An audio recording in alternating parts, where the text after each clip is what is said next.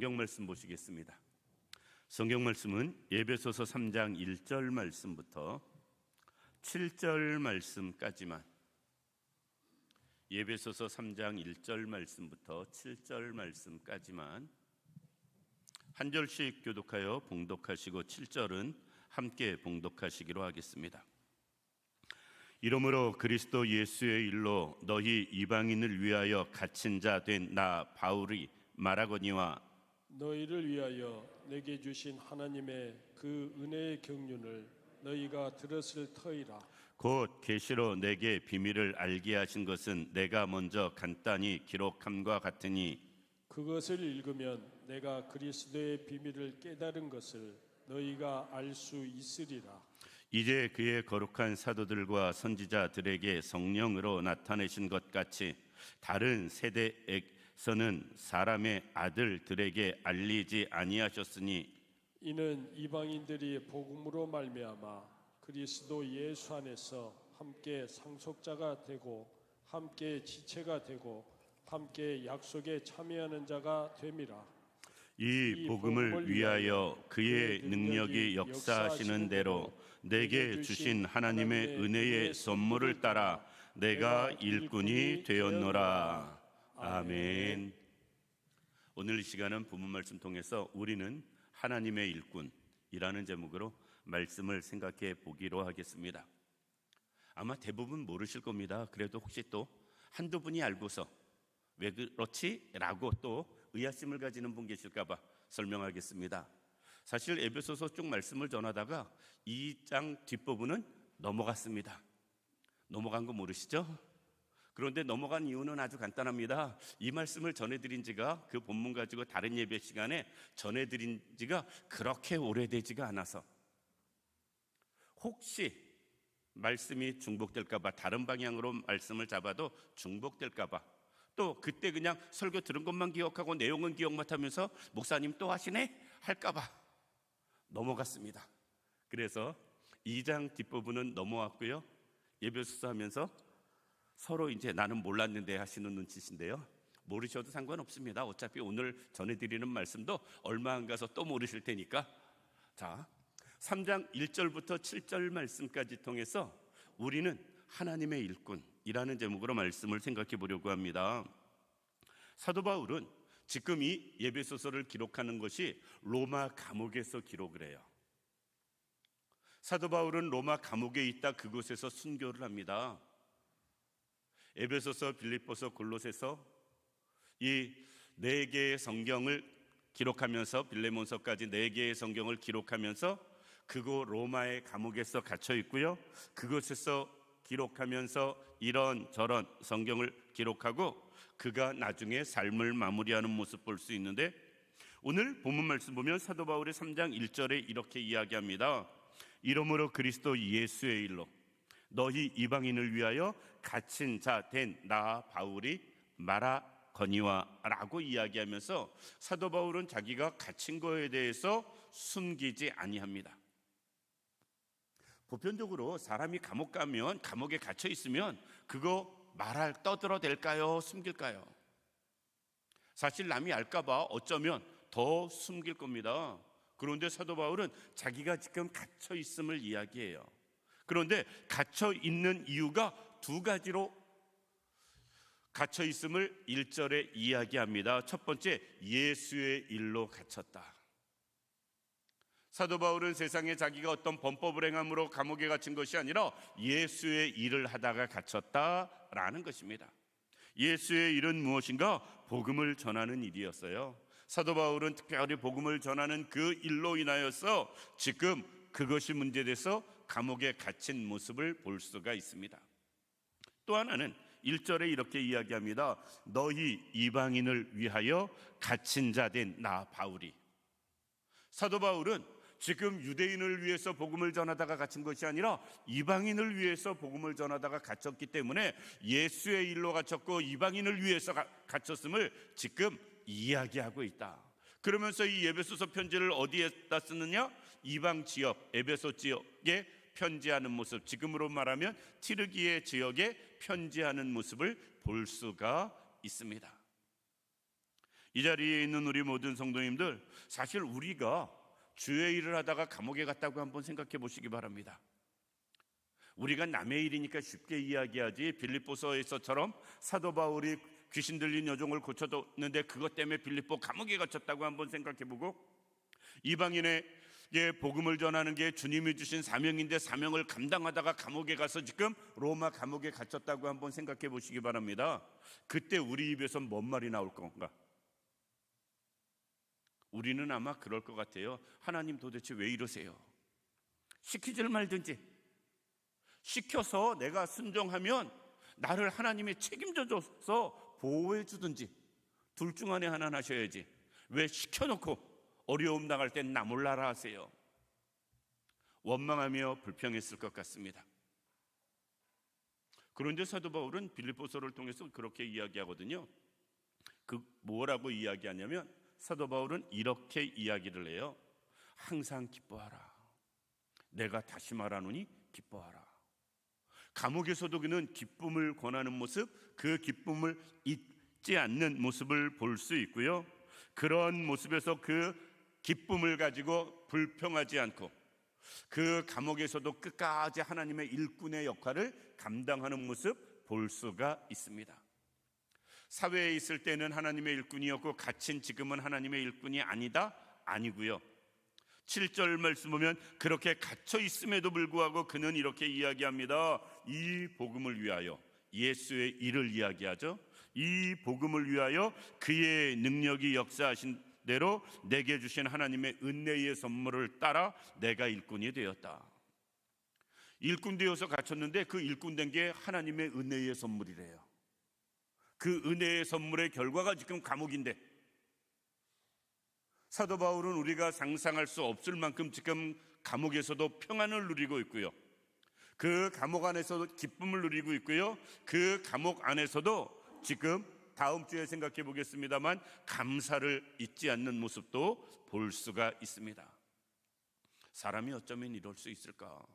그도 육신을 가진 사람인데, 그도 우리와 똑같은 사람인데 어쩌면 이럴 수 있을까 싶을 만큼 사도 바울은 평안한 가운데, 사도 바울은 정말 평안한 가운데 기쁨을 유지하고 감사를 유지하면서 하나님의 일꾼이 하나님의 은혜의 선물로 되어짐을 자랑스럽게 이야기하고 있는 모습을 볼 수가 있습니다. 이 자리에 있는 우리 모든 성도님들, 우리도 하나님의 일꾼인 것을 기억하시기 바랍니다. 우리도 하나님의 은혜로 하나님이 우리를 불러주셨고요, 일꾼 삼아주셨음을 꼭 기억할 수 있는 우리들 되기를 원합니다. 우리가 바울처럼 이방민족에 가가지고 복음을 전하는 일이 혹 없다 할지라도, 그들을 위해서 감옥 가는 일이 없다 할지라도, 그럼에도 불구하고 이 시대의 이 자리에서 하나님이 우리를 불러주시고 일꾼 삼아주시고 하나님이 지금 우리를 들어 사용하신다는 사실을, 그것을 기억할 수 있는 우리들 되기를 원합니다. 그러면 우리는 어떤 일꾼 되어져야 할 것인가? 그 부분을 오늘은 생각해 보려고 합니다. 사도 바울은 워낙 우리가 자주 말씀을 생각해 보게 되니까, 사도 바울은 지금 이런 일꾼, 예수의 일을 행하는 일꾼, 이방인을 위해서 기꺼이 감옥 가는 일꾼, 그럼에도 불구하고 그것을 기쁘고 즐겁게 감당하는 그런 일꾼이라면 우리는 어떤 일꾼 되어져야 될 것인가? 물론 우리도 바울처럼 이런 일꾼 되어져야 되겠지만, 우리 상황에 맞게, 우리 실정에 맞게 우리가 되어져야 할 일꾼의 모습을 오늘 생각해 보려고 합니다. 첫 번째, 우리는 예수로 인하여 구원받은 것을 확신하는 일꾼이 되기를 원합니다. 일꾼 중에 이것이 안 된 사람들을 쉽게 볼 수가 있습니다. 일꾼 중에 구원의 확신이 없는 사람, 그리고 구원의 확신이 없기 때문에 주의 일을 하는데 여러 가지 문제가 되어지는 사람, 그것을 많이 볼 수 있습니다. 사실 우리가 같이 신앙생활하면서 많은 사람들을 대할 때 스스로 그런 의구심을 가질 때도 있을 수 있습니다. 그런데 그게 내가 아닌가 생각해 보시기 바랍니다. 다른 사람에 대해서 판단하고 정죄하지 마시고요. 우리는 우리 스스로 내가 먼저 예수 그리스도에 대한 구원의 확신이 확실한가? 너무나 많은 사람들이 이 부분이 약한 모습 볼 수 있고요, 이 부분이 없는 모습을 볼 수가 있습니다. 구원의 확신이 없으면 어떤 문제가 생기느냐? 한결같음이 없어요. 구원의 확신이 있어야 한결같이 변함없는 그런 모습을 가질 수 있거든요. 상황 따라, 형편 따라, 감정 따라 기복이 심하지 않습니다. 그런데 우리는 기복 심한 이유가 그 사람 상황, 형편, 성격, 기질, 요새는 혈액형이든 무슨 T니 M이니 따져가면 그런 거 죄송하지만 아무 의미가 없어요. 정말로 구원의 확신이 나에게 있다면 내 성향이 어떠하고 내 성격이 어떠하든 상관없이 우리는 하나님 앞에, 사람 앞에 한결같은 모습을 가질 수 있습니다.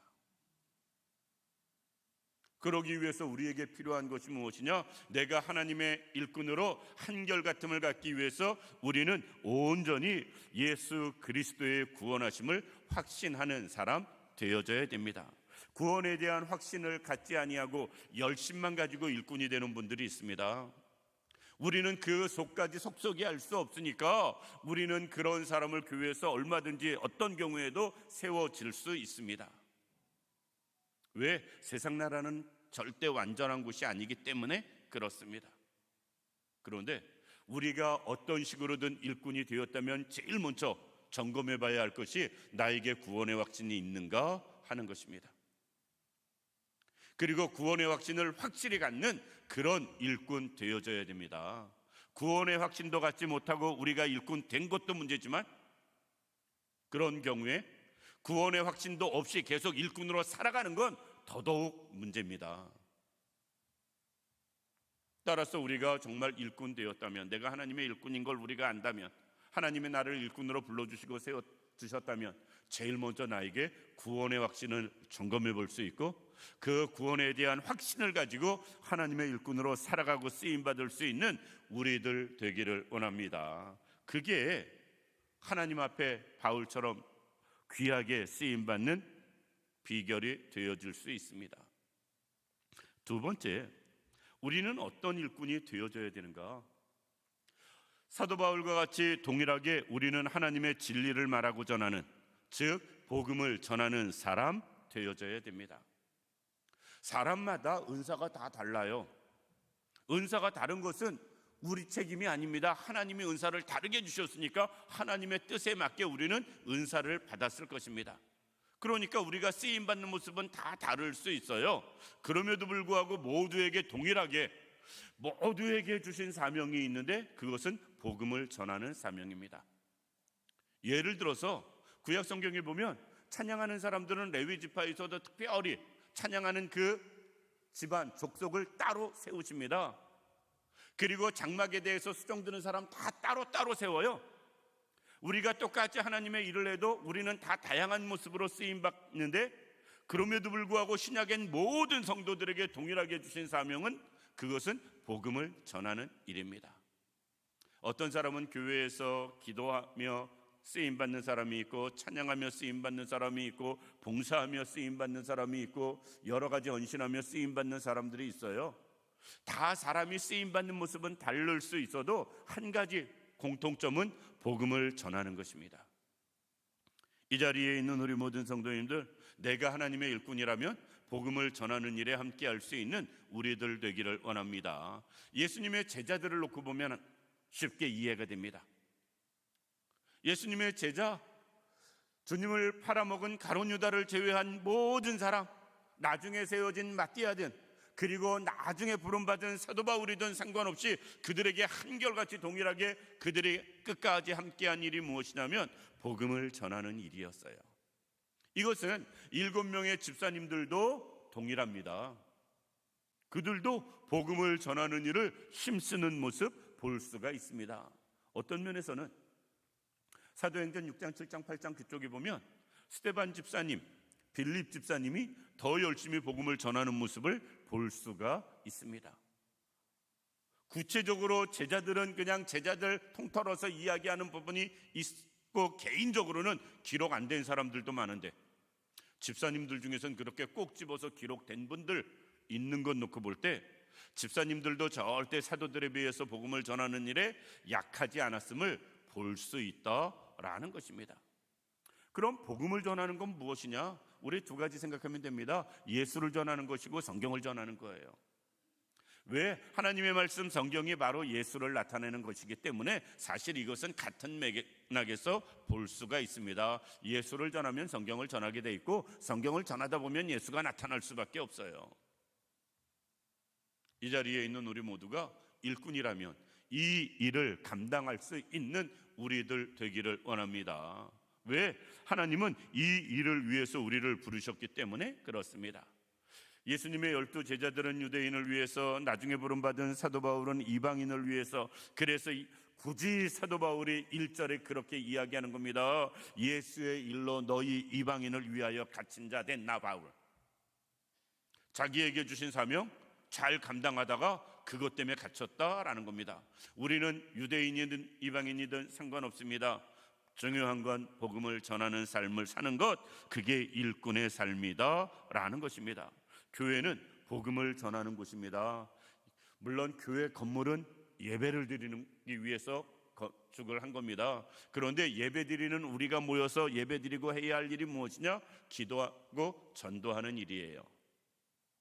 요새는 그런 표현 잘 안 씁니다만, 제가 전도사 때 제 모교회, 그 교회는 저희 교회가 표어가 하나님께 영광 드리는 교회, 하나님이 영광 받으시는 교회, 이것이 개척 때부터 지금까지 한결같이 사용하는 거라면 그 교회는 모이면 기도하고 흩어지면 전도하자. 예전엔 참 많은 교회가 이 표어를 가지고 교회가 계속 활동한 모습을 볼 수 있습니다. 그것을 표어로 쓰든 안 쓰든 상관없습니다. 우리가 해야 할 일이 그거고요, 교회가 해야 할 일이 그거예요. 그래서 우리가 하나님의 일꾼이라면 내가 구원의 확신을 가지고 내가 갖고 있는 구원의 확신을 다른 사람들에게도 복음으로 전하는 일, 그것이 하나님의 일꾼으로서 우리가 해야 할 일인 것입니다. 그리고 세 번째, 우리가 정말 하나님의 일꾼이라면 내 일을 하지 말고 하나님의 일을 하는 분들 되기를 원합니다. 우리는 정치인들에 대한 신뢰가 많이 없습니다. 정치인들에 대한 신뢰가, 그게 여가 됐든 야가 됐든 정부가 됐든 어디가 됐든, 입법부, 사법부, 행정부, 사실 우리는 그렇게 어디가 됐든 별로 신뢰가 없습니다. 어느 분이 공인에 대해서 이야기한 적이 있어요. 공인. 그런데 그 말 맞는 것 같아요. 제가 볼 땐 그렇습니다. 공인이 누가 공인이냐? 연예인들의 공인이다 아니다? 많은 사람들은 연예인을 공인으로 이야기하는데 그 사람의 설명은 연예인은 공인이 아니다. 공인은 나라에서 월급 줘서 먹고 사는 사람들이 공인이다. 많이 받고 적고 받고의 차이가 있지만 나라의 세금으로 월급 받고 사는 사람, 그들을 공인으로 이야기합니다. 그래서 그들은 개인 일을 하면 안 되고 나라의 세금으로 월급을 받으니까 나란 일을 해야 된다, 공적인 일을 해야 된다, 그래서 그들이 공인이다 라고 말하는 분이 있습니다. 근데 제가 그거 들을 때, 야, 그 설명도 맞다. 정말 맞다. 우리가 연예인들, 유명한 사람들 다 공인이라고 그러는데 그냥 유명한 사람이지 공인은 아니에요. 엄밀하게 공인이라고 할 뭐가 없습니다. 어떤 면에서 나라 세금으로 월급 받는, 그래서 우리가 공무원이라고 이야기하잖아요. 그들은 왜 신뢰를 잃어버렸는가? 고위직에 올라가면 올라갈수록 나란 일이나 백성을 위한 일이 아닌 자기를 위한 일을 하기 때문에 그렇습니다. 많은 사람들이 그래요. 사실 어디 개발한다 그러면 그 정보 이용해서 많은 사람들이 편법으로 재산 증식하는 일들 허다하게 많이 있었고요. 그들이 자기의 권력을 통해서 자기의 사욕을 채우는 일을 하는 것을 많이 보았기 때문에 이제 애지간하게 부정하고 부패한 것은 그냥 그 정도는 할 수 있지 하고 이해가 될 정도로 우리가 그 부분에 대해서 많이 무뎌졌습니다. 그런데 이게 공무원을 이야기하려고 하는 게 아니고요, 우리 예수 믿는 우리를 얘기하려고 합니다. 우리는 예수 믿고 신앙생활하는 우리는요, 하나님의 일꾼이라고 말을 하면 하나님의 일을 해야 되는 사람들이에요. 하나님이 원하시는 일을 해야 되고 하나님이 명령하신 일을 해야 되고 하나님의 뜻에 맞는 일을 해야 되는 사람이 하나님의 일꾼인 것입니다. 그런데 우리는 과연 얼만큼 하나님의 뜻에 맞는 일을 하는가? 하나님의 뜻에 맞는 일을 하는가?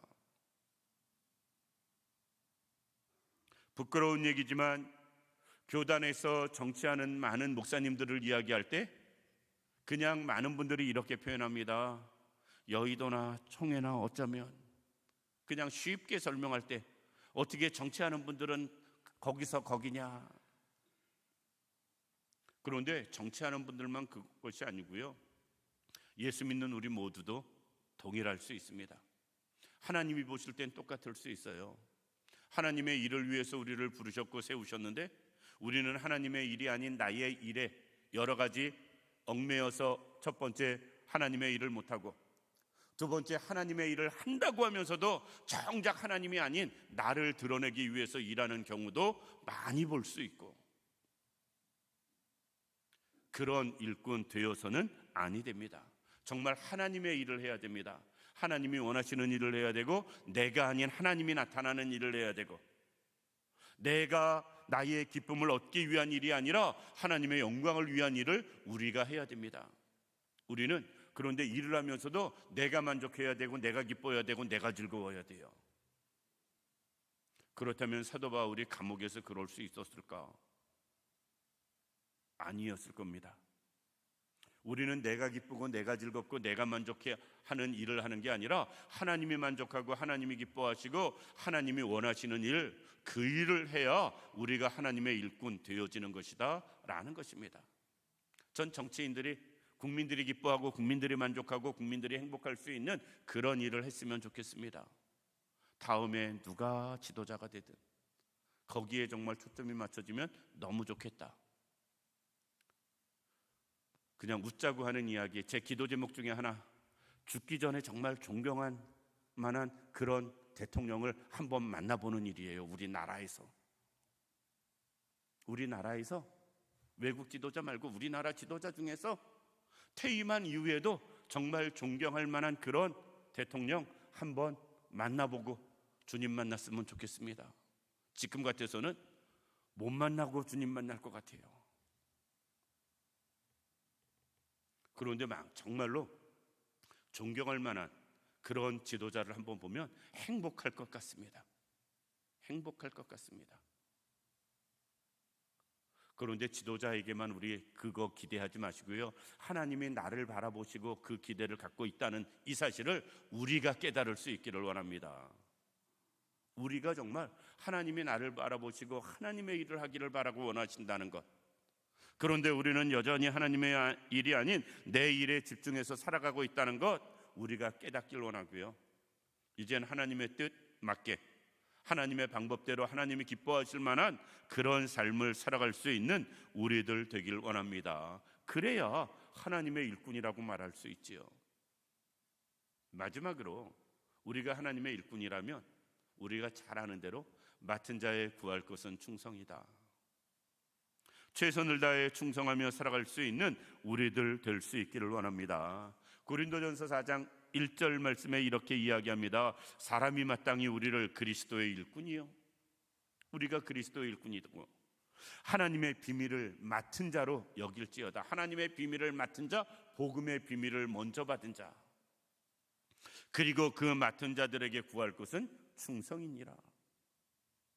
우리가 하나님의 일꾼이고 복음을 먼저 받은 사람이라면 우리는 하나님의 일꾼으로 충성하는 사람 되어져야 된다라는 것입니다. 얼마나 많이 맡았느냐, 우리는 여기에 집중을 해요. 1달란트, 2달란트, 5달란트 이야기할 때 5달란트 여기에 집중을 합니다. 그런데 하나님은 얼마나 많이 맡았느냐에 집중하지 않으시고요, 얼마나 많이 충성했느냐, 얼마나 많이 헌신했느냐, 여기에 관심 가지시고 집중하신다는 것을 알아야 됩니다. 따라서 많이 맡는 것보다 중요한 것, 맡은 것에 대해서 충성하는 거예요. 교회에서 이런저런 부작용이 있고 또 이런저런 문제나 아쉬움이 있어도 여전히 일꾼들을 계속 신청해서 골고루 나눠서 일을 하나라도 나눠서 하려고 노력하는 이유가 어디 있느냐? 한 사람에게 일이 많이 집중되면 반드시 그 일이 부하가 걸릴 때가 있어요. 사람이니까 부하가 걸릴 때가 있습니다. 목사도 마찬가지거든요. 목사도 마찬가지입니다. 그러니까 부하가 걸리지 않게 최대한으로 일을 나눠서 하는 게 중요하고요. 나눠서 할 때에 내가 맡은 것, 나에게 정해진 것, 또 내가 원하는 그 일 정해졌다면 그 일에 최선을 다하는 것, 그게 중요하다라는 것입니다. 많이 맡아놓고 우리가 충성하지 못한다면 하늘에 가서 그것처럼 부끄러운 일이 없을 것 같습니다. 한번 생각해 보시기 바랍니다. 한 달란트 맡은 자가 게을렀으니 다행이지, 5달란트 맡은 자가 게을렀다고 한번 생각해 보세요. 얼마나 더 마음 상했을까 하나님이. 그나마 한 달란트 맡은 자가 게을렀으니 그나마 어떤 면에선 다행이다 싶습니다. 우리는 많이 맡으려고 하는 여기에 집중을 해요. 그러나 많이 맡는 게 중요한 게 아니고요, 맡은 일에 충성하는 게 중요한 것입니다. 우리가 하나님의 일꾼이라면 그렇게 살 수 있기를 원합니다. 말씀을 마칩니다. 저나 우리 모두의 소망은 한 가지 되어져야 돼요. 그것이 무엇이냐면 주 앞에 서는 날 잘하였도다 착하고 충성된 종아, 내가 이 땅에서의 삶에 충성하였으니 이제는 영원한 하나님의 나라 천국에서 영원히 나와 함께 잔치상에 함께 할지어다. 이 말씀을 듣는 게 우리의 삶이 되어져야 됩니다. 이 땅에서 우리가 하나님의 일꾼으로 최선을 다하여서 하나님 앞에 섰을 때 정말 칭찬받을 수 있는, 그리고 상급받을 수 있는, 그리고 주인의 잔치에 함께 할 수 있는 우리 모두가 되기를 주님의 이름으로 축원합니다. 기도드리겠습니다. 살아서 역사하시는 참 좋으신 아버지 하나님, 은혜와 사랑을 진심으로 감사를 드립니다. 하나님, 우리를 사랑하시고 인도하여 주시어서 진정 우리가 주 앞에서 하나님의 일꾼인 것을 깨달아 알기를 원합니다. 복음을 위해서, 영혼을 위해서 우리가 부름받고 세움받은 일꾼임을 깨달아 알아서 우리가 먼저 구원의 확신을 가지게 하시고 하나님의 말씀 복음을 전하게 하시고 하나님의 뜻에 맞게 일을 하게 하시되 끝까지 충성하기에 부족함이 없는 저희들 되게 하여 주옵소서. 하나님께서 우리 모두를 통해서 홀로 영광 받아 주시기를 원하옵고 원하오며 예수님의 이름으로 기도드립니다. 아멘.